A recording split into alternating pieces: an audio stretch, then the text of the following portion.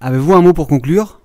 Je conclurai en disant que je voudrais remercier tous les militants de l'UPR et vous l'avez peut-être vu sur les pages Facebook, j'ai décidé de payer un petit peu de ma personne pendant l'été. Enfin, je paye tout le temps de ma personne, mais là, pendant l'été, pour aller coller des affiches avec certaines équipes. Je suis allé dans le Val-de-Marne il y a quelques jours pour aller coller des affiches. Et honnêtement, c'était quand même un peu difficile, à la fois pour moi et pour tous les militants, parce qu'il faisait quand même une canicule vraiment très importante. C'était à Vitry-sur-Seine, dans le Val-de-Marne. J'ai pris beaucoup de plaisir moi j'adore ça, coller les affiches. Je l'ai fait quand j'étais plus jeune. Donc on a bien rigolé, et puis ça s'est terminé après par un pique-nique dans un parc du Val-de-Marne. Un pique-nique, ce qui m'a permis de parler avec nos militants et de leur...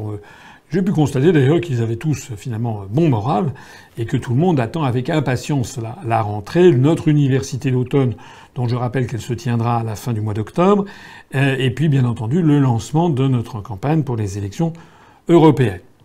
J'en profite pour dire que là j'enregistre en ce moment, nous sommes le 7 août, donc dans la journée, donc ce soir je ferai la même chose en Seine-Saint-Denis avec d'autres militants. Alors je vais pas faire tout, je suis désolé, je vais pas faire tous les départements de France, mais maintenant ou dans quelques semaines ou dans quelques mois, ça me fait plutôt plaisir en fait de participer à ça, de participer à la vie militante.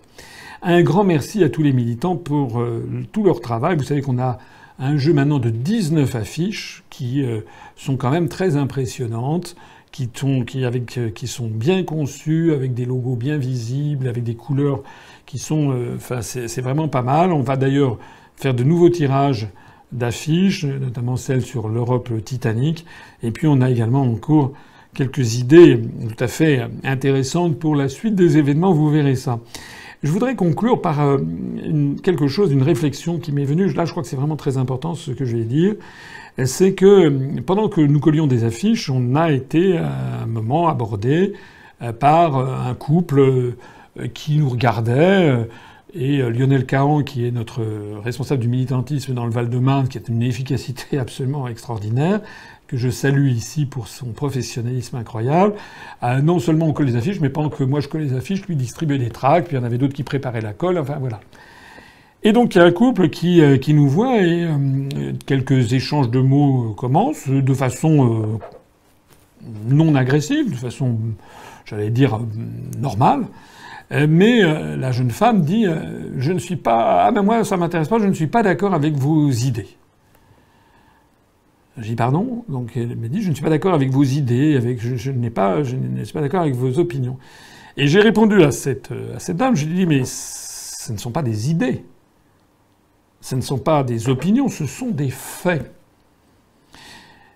Et je lui ai dit il y a un article 48 qui impose l'unanimité pour modifier les traités. C'est pas une idée, c'est pas une opinion, c'est un fait.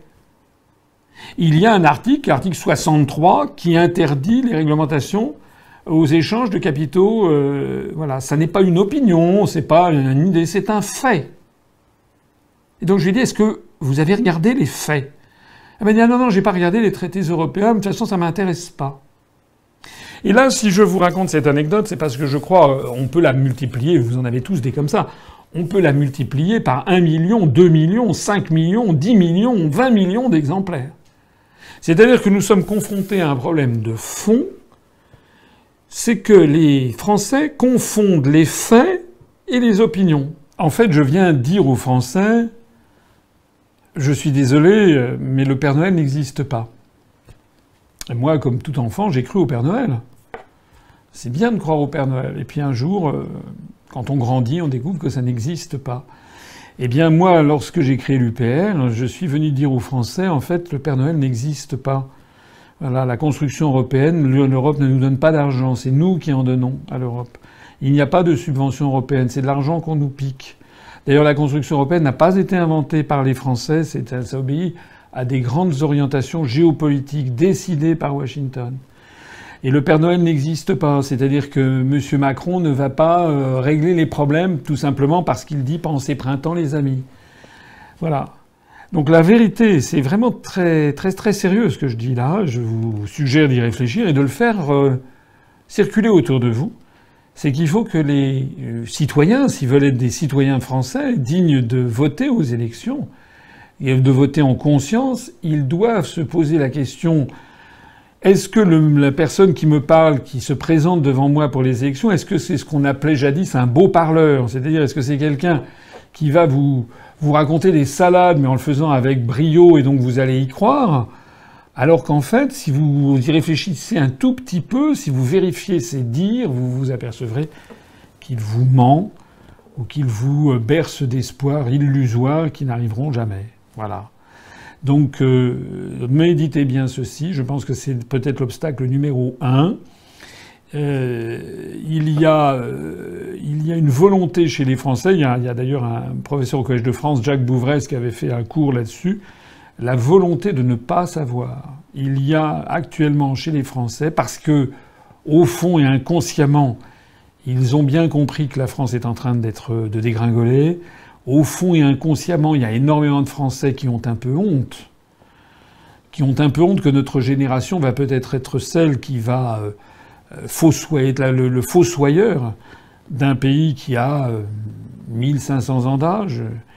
Un pays qui a été créé par 40 générations, et nous allons peut-être être la génération qui va mettre un point final à l'histoire de ce pays. Donc comme c'est une idée, au fond, insupportable pour quiconque éprouve quand même de l'affection pour son pays natal ou pour son pays d'adoption, comme cette idée est quand même misérable, elle nous renvoie une image de nous-mêmes qui n'est pas agréable, eh bien beaucoup de gens ont tendance à botter en touche, à ne pas vouloir en entendre parler, et à se précipiter sur n'importe quel beau parleur qui leur est présenté par la télévision, en disant « Ah ben lui, il va réussir, bien sûr, c'est impossible de quitter l'Europe c'est la paix, mais simplement ça va pas bien, donc il faut la réformer. » Moi je dis non, non, ça n'est pas vrai. Les faits, c'est que bien sûr, il y a des problèmes en France de toute nature, mais la clé de voûte des problèmes de la France, c'est la construction européenne, c'est notre appartenance à l'Union européenne. Et tant que les Français, dans leur grande majorité, n'auront pas fait ce travail de deuil, si on peut dire, qui est le passage à l'âge adulte, pour essayer de comprendre le monde tel qu'il est, de regarder les faits en face, eh bien, notre pays va continuer à dégringoler. Je voudrais pas terminer sur cette note quand même trop triste, parce qu'il y a quand même des éléments de renouveau formidables. Vraiment, j'ai beaucoup aimé mon passage dans le Val-de-Marne. Je remercie tous il y avait 19 militants du Val-de-Marne qui étaient présents. Ce soir, ça sera avec la Seine-Saint-Denis. Dans les semaines qui viennent, j'essaierai d'aller dans 2 ou 3 autres départements pour faire là aussi du collage. Je voudrais terminer en vous remerciant tous, en vous souhaitant, je vais essayer de passer aussi quelques jours de congé dans ma maison de campagne.